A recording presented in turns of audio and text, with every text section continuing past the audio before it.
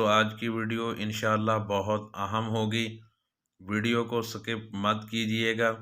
ہو سکتا ہے کہ 5 منٹ کی ویڈیو آپ کے لیے فائدہ مند ثابت ہو جائے۔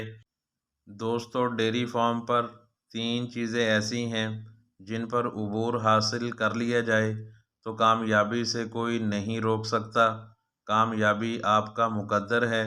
تو دوستو وہ 3 چیزیں کون سی ہیں وہ آپ کے ساتھ شیئر کروں گا، لیکن اس سے پہلے آپ دوستوں سے گزارش ہے کہ چینل کو سبسکرائب کر لیں، ساتھ لگی بیل آئیکن کو پریس کر دیں تاکہ آنے والی ہر ویڈیو کا نوٹیفیکیشن آپ کو ملتا رہے۔ تو چلیے دوستو ویڈیو شروع کرتے ہیں۔ دوستو نمبر 1 پر ہے عمدہ نسل کے جانور کا انتخاب۔ دوستو عمدہ نسل کے جانور کا انتخاب جو کہ انتہائی مشکل ہے، مگر ایک بے نسل جانور کو لے کر اس کی بریڈ ڈیولپمنٹ پر خرچہ کرنے اور وقت برباد کرنے سے بہتر ہے کہ ایک ایک کر کے تھوڑا وقت صبر کر کے اچھے اور نسلی جانور خرید لیے جائیں۔ دوستو نمبر 2 پر ہے فیڈنگ سسٹم۔ دوستو فیڈنگ سسٹم، چارہ جات، بیلنس فیڈ اور ان کے اخراجات کا کنٹرول۔ چارہ جات میں سب سے مناسب سائلج اپنا بنانا ہے، اس سے اخراجات بھی کم اور لیبر بھی کم ہو جانے کے ساتھ ساتھ دوسروں پر انحصار بھی کم ہو جاتا ہے۔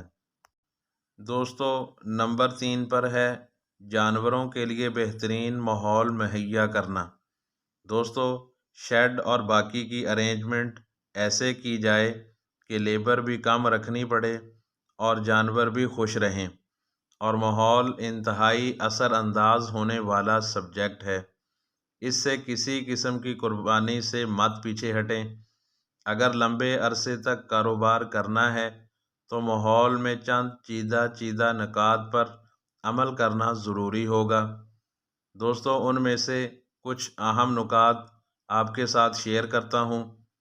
دوستو پانی کا نظام، صفائی کا نظام، مناسب روشنی اور ہوا کا نظام، گوبر ٹھکانے لگانے کا انتظام، دودھ دونے کا مناسب انتظام، جانوروں کے لیے کھلی جگہ کا انتظام، بچوں کے لیے مناسب انتظام، اور اس کے ساتھ ساتھ بیمار جانوروں کے لیے الگ جگہ اور علاج معالجے کی سہولت۔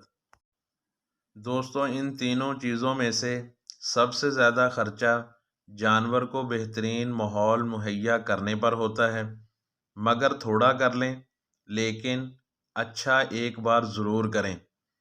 عام طور پر پاکستان میں اچھا ماحول مہیا کرنے پر ہی کمپرومائز کیا جاتا ہے، اسی بات پر سمجھوتا کیا جاتا ہے کہ جس کی وجہ سے جانوروں کو اچھا ماحول مہیا نہیں کیا جاتا۔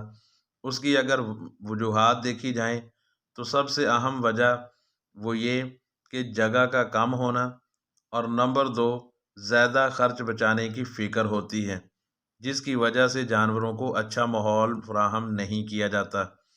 دوستو اس کے بعد دوسرے 2 پوائنٹس عمدہ نسل کے جانور کا انتخاب اور فیڈنگ سسٹم، اس پر بھی کچھ حضرات توجہ نہیں دیتے، جس کا نتیجہ آئے دن بیماریوں اور لیبر کی پریشانی کی صورت میں بھگتنا پڑتا ہے۔